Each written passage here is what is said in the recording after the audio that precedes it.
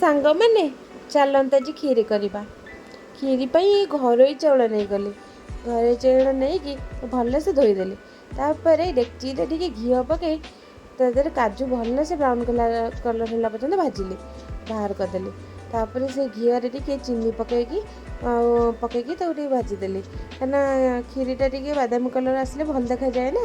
ତାପରେ ଚାଉଳ ପକାଇକି ତା ଦେହରେ ଭଲସେ ଭାଜିଲି। ତାପରେ ଫୁଟେଇକି ରଖିଥିଲି କ୍ଷୀର ତା ଦେହରେ ଆଡ଼୍ କରିଦେଲି। ଆଉ ଭଲସେ ଘାଣ୍ଟିବେ। ଆଉ ମୁଁ ତ କ୍ଷୀରିକୁ ଭଲସେ ପୁରା ଘାଣ୍ଟିଲି, ତଳେ ଲାଗିଯିବ ନା କ୍ଷୀରିଟା, କଣ୍ଟିନ୍ୟୁଅସ୍ଲି ଘାଣ୍ଟିବେ। ତାପରେ କ'ଣ କଲି ନା ଅମୁଲ ଟିକେ ତା ଦେହରେ ପାଣି କରିକି ତା ଦେହରେ ଟିକେ ଦେଇଦେଲି, ଟିକେ ବହଳି ଆସିବ, ଟିକେ ଭଲ ଟେଷ୍ଟ ଲାଗିବ। ତାପରେ ସ୍ୱାଦ ଅନୁସାରେ ଟିକେ ଲୁଣ ଦେଇଦେଲି। ଆଉ ଚିନିରେ ଯେତିକି ଆମେ ଖାଇବା କଥା ସେତିକି ଦେଲି, ବେଶୀ ମିଠା ବି ନୁହଁ, ଯେମିତି ସେତିକି ଦେଲି। ତାପରେ ଗୁଜୁରାତି ଆଉ ଚିନି ଟିକେ ଗୁଣ୍ଡ କରି ରଖିଥିଲି ତା ଦେହରେ ଦେଇଦେଲି। ଦେଇଦେଲା ପରେ ତାପରେ ଯେଉଁ ନେସ୍କେଫ୍ର ମିଲ୍କ ମେଡ଼୍ଟା ତାକୁ ବି ଆଡ଼୍ କରିଦେଲି। ତ କ୍ଷୀରି ତ ଏବେ ପୁରା ରେଡ଼ି ହେଇଗଲା। ତା ଦେହରେ ଯେଉଁ ଭାଜିକି ରଖିଥିଲି କାଜୁ ଗୁରାକ ସବୁ ତାକୁ ପକାଇଦେଲି। ଏବେ ତ ରେଡ଼ି ହେଇଗଲା କ୍ଷୀରି। ଦେଖିପାରୁଥିବ କେତେ ସୁନ୍ଦର ଦେଖାହେଉଛି।